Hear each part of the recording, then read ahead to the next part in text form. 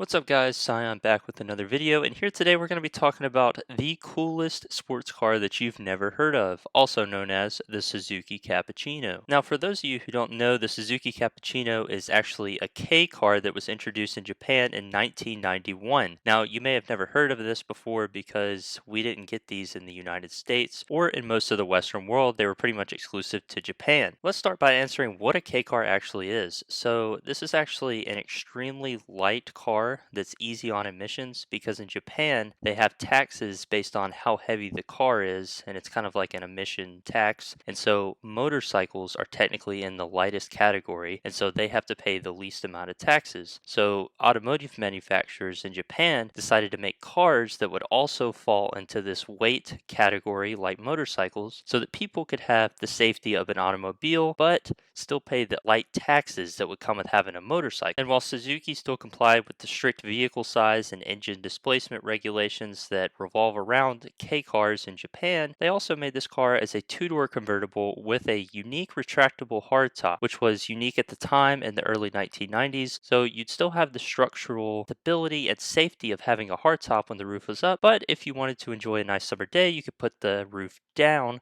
and enjoy the car just like a convertible, like a Miata. Now, this car comes equipped with a massive turbocharged 3-cylinder 657cc motor. It produces about 63 horsepower and the same amount of pound-feet of torque. Now, this may not sound very interesting. You're like, what? This car is probably slower than a new Miata or a GR86, but you have to keep in mind that this car is not a normal car. It's a K car. So this car actually only weighs around 1,500 pounds, and for those of you who aren't in freedom units, that's about 700 kilograms. So as you can imagine, that 63 horsepower and 63 pound-feet of torque gets this car off the line quite quickly, and it's very agile and fun to drive. Now you start pairing all this with a front engine rear-wheel drive layout combined with a 5-speed manual transmission, and you get arguably one of the best driving experiences of your life, up there alongside the S2000. But this car is even lighter. It's basically a street legal go-kart. And now you may be looking at this car and think, well, this car is kind of quirky looking. It's like a oddball Miata S2000 type of thing. And some people don't particularly like the styling on the car, but I actually think it looks pretty good. You know, it's not super menacing because it only has 63 horsepower, but once you get this thing onto a mountain back road, a touge, a racetrack, this thing is an absolute monster. The responsive steering and nimble handling make it so much fun to drive on twisty roads. It has a super low center of gravity, as you can imagine, because of how small it is and how low to the ground this car is. Think about being in like a normal car or an SUV. You could look right over the top of this and down into the interior of the car. In fact, this car is so small that if it was driving beside you or in front of you, there's a good chance if you're in an SUV or a lifted truck, you probably would not even really see it, especially if you got super close to it. Now, even though it's small, as I said a minute ago, it gives you an excellent driving experience with the low center of gravity, the balanced weight distribution. It just has super sporty dynamics, and it's very aerodynamic as a car. It also provides excellent visibility, and its compact size make it super easy to navigate through tight corners and even inside of traffic. And now, although we don't have a lot of these here in America, there is a lot of customization and modifications available out there for this car simply because it was a pretty popular car in Japan back in the day, as you can imagine. Now, this car costs about between 10 and 15,000 depending on what kind of condition you can get it in, but there's all different kinds of things you can do to it. There's exhaust systems, suspension upgrades, engine tuning kits. You can swap the engine with bigger motorcycle engines. I even saw a picture the other day of a Cappuccino with a twin turbo LSX in it, which is up on the screen right now.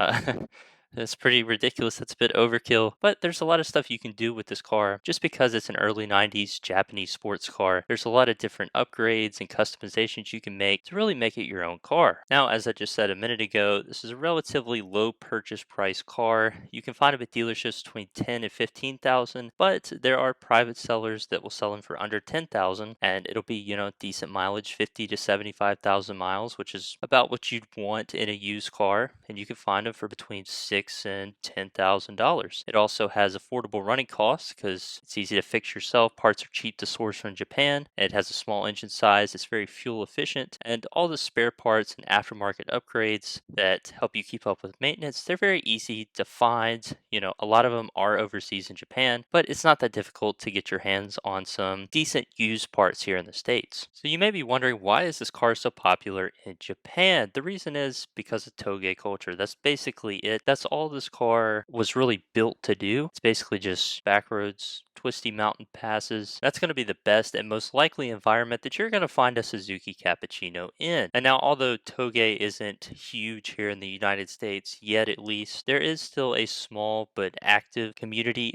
wrapped around the Cappuccino. About 500 to 1,000 people, it seems like, that are on forums regularly and posting online. And they really seem to enjoy their cappuccinos with regular meetups, track days, and, like I said earlier, driving on mountain passes. And now, finally, this car has kind of built a bit of a cult following just because it's its super niche status outside of Japan. In Japan, I'd assume this car was a bit more mainstream, at least in the 90s. But here in the United States, not a lot of people really even know that this car exists. And so there's a bit of a cult following around it. There are a few enthusiasts here and there that really enjoy this car. And it's really just because of the unique blend, that style, performance, and affordability that Suzuki gave us with this K car. Now, while I don't really see this car shooting up in price anytime soon or being a great investment, I think if you live near mountains, this is probably one of the best cars you can get, if not the best car you can get, bang for your buck wise now, with S2000s upwards of $25, $30, $35,000. The new GR86 is $28 to $35,000. New Miata's somewhere around there too. I think for a third of the price of those cars, you get something that is arguably just as good, maybe not as nice in terms of interior quality, but the driving experience is still going to be there. And I think, I'm not sure when this would happen, but if touge culture ever got popular inside of the United States, Colorado, California with the canyons and the Smokies, the Blue Ridge Mountains, then upstate New York, there's a possibility this car could gain value and becoming a lot more popular and mainstream to import to the United States for us to enjoy. So I hope you guys were able to learn about this super fun to drive little K car from Japan. It's a very cool car, but also,